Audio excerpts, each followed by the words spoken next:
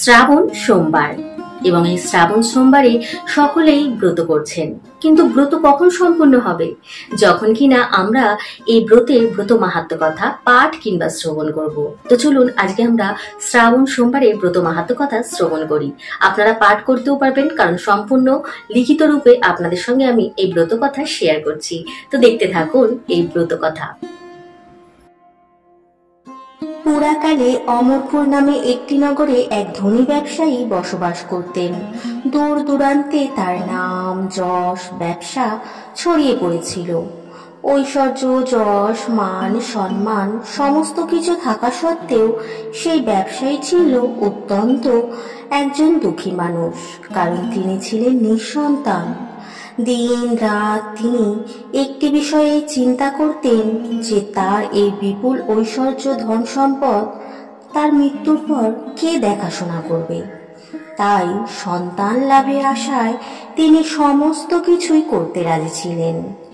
তিনি একদিন জানতে পারলেন যে শ্রাবণ মাসের সোমবার দিন যদি ভক্তি ও নিষ্ঠা সহকারে দেবাদিদেব মহাদেবের আরাধনা করা হয়, তাহলে ভগবান শিব ভক্তের সকল মনস্কামনা পূরণ করেন। যথাবিধি মেনে তিনি সন্ধ্যাবেলায় শ্রাবণ সোমবারের দিন ভগবান শিবের অত্যন্ত নিষ্ঠা এবং ভক্তি সহকারে পূজা করলেন। একবার নয়, শ্রাবণ মাসের প্রত্যেকটি সোমবার দিন তিনি ভগবান শিবের পূজায় নিজেকে নিয়োজিত করলেন।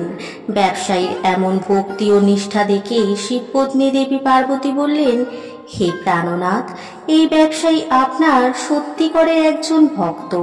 শ্রাবণ মাসের প্রত্যেকটা সোমবার দিন যথাবিধি মেনে আপনার পূজা করছে, তাই এই ব্যবসায়ীর মনোকামনা আপনার অবশ্যই পূরণ করা প্রয়োজন। ভগবান শিব দেবী পার্বতীর কথা শুনে সামান্য হাসলেন এবং হেসে বললেন, হে দেবী, এই সংসারে সমস্ত ব্যক্তিকেই নিজের কর্ম অনুসারে ফল ভোগ করতে হয়। মানুষ যেমন কর্ম করবে সে ঠিক তেমনি তার ফল পাবে। ভগবান শিবের এই কথা শোনার পরও দেবী পার্বতী অত্যন্ত আগ্রহের সঙ্গে বললেন, আপনাকে কিন্তু আপনার এই ভক্তের মনোকামনা অবশ্যই পূরণ করতে হবে, কারণ আপনার এই ভক্ত অন্য 5 জনের থেকে অনেকটাই আলাদা। শ্রাবণ মাসে প্রত্যেকটা সোমবার দিন সে যথাবিধি মেনে আপনার পূজা করছে। আপনার পূজা সম্পূর্ণ হওয়ার পরে সে ভোজন করছে। সুতরাং আপনাকে এই ব্যবসায়ী ভক্তের পুত্র সন্তান প্রাপ্তির মনস্কামনা অবশ্যই পূরণ করতে হবে। দেবী পার্বতীর এত আগ্রহ ও অনুরোধ দেখে ভগবান শিব না করতে পারলেন না। তিনি বললেন, ঠিক আছে, আমি এই ব্যবসায়ীকে পুত্র সন্তান প্রাপ্তির বরদান করছি, কিন্তু তার এই সন্তান 16 বছরের অধিক বা বেশি জীবিত থাকবে না। শ্রাবণ মাসের শেষ সোমবার ব্রত শেষ হবার পর সেই ব্যবসায়ীটি সেই রাতে ভগবান শিবের স্বপ্নে দর্শন লাভ করলেন। স্বপ্নে ভগবান শিব তাকে পরিষ্কারভাবে জানালেন তাকে তিনি পুত্র সন্তানের বরদান দিচ্ছে, কিন্তু তার এই পুত্র কেবল 16 বছর পর্যন্ত জীবিত থাকবে। ভগবান শিবের কাছ থেকে এই রূপ বরদান পেয়ে ব্যবসায়ী খুশি তো হলেন, তবে পুত্র যেহেতু অল্পায়ু নিয়ে জন্মাবে তার জন্য চিন্তিত হলেন। মাস কয়েক পর তার ঘরে ফুটফুটে একটি পুত্র সন্তান জন্ম নিল। ব্যবসায়ীটির ঘর খুশিতে ভরে গেল। যথেষ্ট ধুমধামের সঙ্গে সন্তান আসার খুশি প্রকাশ করার জন্য উৎসবের আয়োজন করা হলো, কিন্তু ব্যবসায়ীটি খুব একটা খুশি ছিলেন না, কারণ তার এই পুত্র যে অল্পায়ু নিয়ে জন্মগ্রহণ করেছে তিনি এই কথা এখনো পর্যন্ত গোপনে রেখেছেন। আর ঘটনাচক্রে সেই পুত্র সন্তানের নামকরণ করা হলো অমর নামে। ছোট্টবেলা থেকেই সেই পুত্রকে দান, ধ্যান, তপ এবং পূজা অর্চনা শেখানো হলো। আর ব্যবসায়ীটি প্রত্যেক বছর শ্রাবণ মাসের সোমবারের ব্রতের সঙ্গে সঙ্গে 16 সোমবারের ব্রতও রাখতে শুরু করলেন। এরপর ব্যবসায়ীটির ছেলে অমরের যখন বয়স হলো 12 বছর, তখন ব্যবসায়ীটি তাকে শিক্ষা প্রদানের উদ্দেশ্যে তার মামার সঙ্গে বারাণসীতে পাঠালেন এবং যাবার সময় বলে দিলেন যে স্থানে শিব মন্দির দেখতে পাবে সেখানে ভগবান শিবের পুজো করবে এবং ওই স্থানে যারা দিন দুঃখী মানুষ আছে তাদের সেবা করবে এবং ভোজন করাবে, তার সঙ্গে ব্রাহ্মণকেও ভোজন করাবে। এইভাবে মামা ভাগ্নে বারাণসীতে যাবার পথে একটি নগরে প্রবেশ করলো। যেই দিন প্রবেশ করলো সেই দিন সেই নগরের রাজার মেয়ের বিয়ে, কিন্তু যে রাজার ছেলে সেই মেয়েকে অর্থাৎ রাজকন্যাকে বিয়ে করতে এসেছে সেই রাজার ছেলের এক চোখ ছিল অন্ধ, আর এই বিষয়টি সে গোপন রেখেছিল। পথের মধ্যে সেই ব্যবসায়ীটির সুন্দর ছেলেটিকে দেখতে পেয়ে সেই রাজার এক কুবুদ্ধি জাগরিত হলো। সে ফন্দি করলো তার ওই অন্ধ ছেলের পরিবর্তে এই ব্যবসায়ীর ছেলেটিকে নিজের ছেলে বলে পরিচয় দেবে।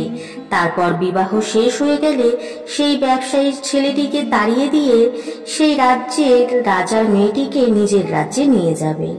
প্রাণের ভয়ে ব্যবসায়িক ছেলেটি তখন মুখে কিছু না বললেও বিবাহের পর রাজকুমারীর শাড়ির আঁচলে সুযোগ বুঝে লিখে দিয়ে যায় যে তোমার সঙ্গে তো আমার বিবাহ হলো, কিন্তু বিয়ের পর যেই রাজকুমারের সঙ্গে নিয়ে যাওয়া হবে সেই রাজকুমারের আসলে এক চোখ অন্ধ। আমি তো বারাণসীতে শিক্ষা গ্রহণ করতে যাচ্ছি। বিবাহ সম্পূর্ণ হবার পর পরের দিন ওই ব্যবসায়ী পুত্রকে তাড়িয়ে দেওয়া হলো, কিন্তু রাজকুমারী যেহেতু আসল সত্য জেনে ফেলেছে তাই সে রাজার অন্য পুত্রের সঙ্গে যেতে রাজি হয় না, বরং ব্যবসায়ীর ছেলে অমরকে নিজের স্বামী মনে করে তার জন্য অপেক্ষা করতে থাকে। অন্যদিকে অমর এবং তার মামা শেষ পর্যন্ত বারাণসীতে উপস্থিত হয়। সেখানে 4 বছর ধরে অমর শিক্ষা গ্রহণ করে এবং যখন তার 16 বছর পূর্ণ হয় সেই দিন ভগবান শিবের স্বপ্নাদেশ সত্য হয়, অর্থাৎ অমরের মৃত্যু হয়। ছেলের মৃত্যুর সংবাদ পেয়ে ওই ব্যবসায়ী ও তার স্ত্রী অন্নগ্রহণ পরিত্যাগ করেন। এই ঘটনায় শিবপত্নী দেবী পার্বতী অত্যন্ত ভগবান শিবের প্রতি ক্রুদ্ধ হন। দেবী ভগবান শিবের উদ্দেশ্যে বললেন, যে ব্যক্তি আপনার সারা জীবন ধরে নিষ্ঠা ও ভক্তি সহকারে পুজো করলো, যার পুত্র একইভাবে আপনার পুজো করে আসছে, তার প্রতি আপনি এইরূপ বিরূপ হলেন কিভাবে? ভগবান শিব বললেন, এ তো বিধির বিধান, যা হওয়ার তা হবে। এই কথায় দেবী পার্বতী আরো ক্রুদ্ধ হলেন। তিনি বললেন, তাহলে কি ভক্তির কোনো অর্থ বা মূল্য নেই? এরপর থেকে তো কোনো ব্যক্তি আর ভক্তির প্রতি বিশ্বাস রাখবে না।